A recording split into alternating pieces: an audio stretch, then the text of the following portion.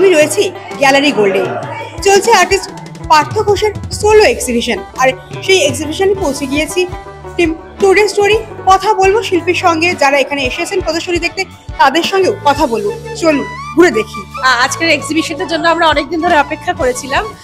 পার্থর সাথে আমাদের আলাপ হয়, আমাদের বন্ধু একাশা বলে একটি অর্গানাইজেশন আছে, এবং আমাদের অর্গানাইজেশন লাস্ট 12 বছর ধরে কলকাতা ইন্টারন্যাশনাল আর্ট ফেস্টিভ্যাল করে। তো সেই আর্ট ফেস্টিভ্যাল করতে গিয়েই লাস্ট বারও অবধি আমাদের ইন্ডিয়ান মিউজিয়ামে হয়েছিল, এবার আমরা ভিক্টোরিয়ায় করেছি, কিন্তু ইন্ডিয়ান মিউজিয়ামেই আমাদের লাস্ট 2 বছর আগে পার্থর সাথে আলাপ, এবং সেইখান থেকেই আর্ট রিলেটেড সমস্ত কিছু ওর সাথে এগিয়ে যাওয়া কাজ নিয়ে।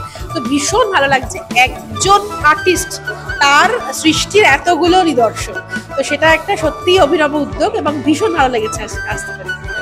আর্টিস্ট তো অনেক পরে হয়েছে, কিন্তু ওকে চিনি আমরা as a school friend.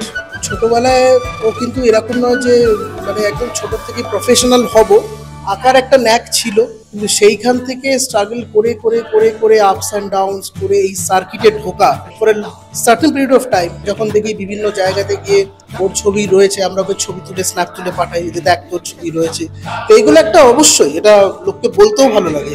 Partha বরাবরই খুবই ভালো, আমাদের সাথে একসাথে পড়াশোনা করা, আমাদের বেড়ে ওঠাও একসাথে। পরিচয় সূত্রে একটা জিনিসই বলবো যে বন্ধুর এই আঁকার প্রতি যে উৎসাহটা ছোটবেলা থেকে আমি দেখতাম, এবং ওটা মানে সত্যি সত্যি আমাকে টানতো। ও যে এইখানে এসেছে, এত বড় জায়গায় এসেছে, এটা আমার খুব ভালো লাগছে। কি আপনারই মেয়ে? একদম একদম। তো ও কি আঁকতে ভালোবাসে? আঁকতে ভালোবাসে, যার জন্য শুনেছে পার্থ আসছে এখানে, তো ও চলে এসেছে তার জন্য। তোর নাম কি? আমার নাম কলি। তোর কেমন লাগছে ছবিগুলো দেখে? মানে কাকাইয়ের মতো হওয়ার ইচ্ছা আছে? না, এটা কিন্তু একদম ঠিকই কথা বলছে, কাকাইয়ের মতো হওয়ার ইচ্ছা নেই, নিজের মতো বড় হয়ে উঠুক এটাই চাইবো।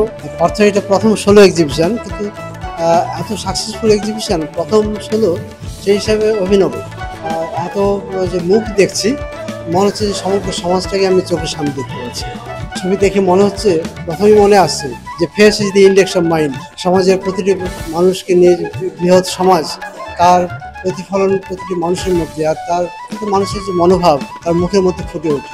আমি নিজেও একজন শিল্পী। পার্থর প্রথম চারকোলের কিছু কাজ আমি দেখেছিলাম ফেসবুকে, তাও কাজ করতো, দেখাতো, এ করতো।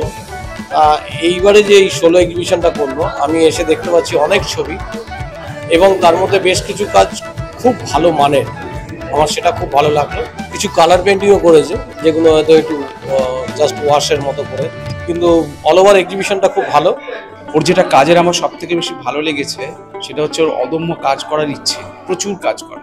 এবং ও চারকোল, খুব একটা লোকে এখন শুধুমাত্র চারকোল মিডিয়ামটাতে কাজ করে না, ব্ল্যাক অ্যান্ড হোয়াইটের একটা আলাদা মজা আছে, ও সেটা আবার ফিরিয়ে এনেছে।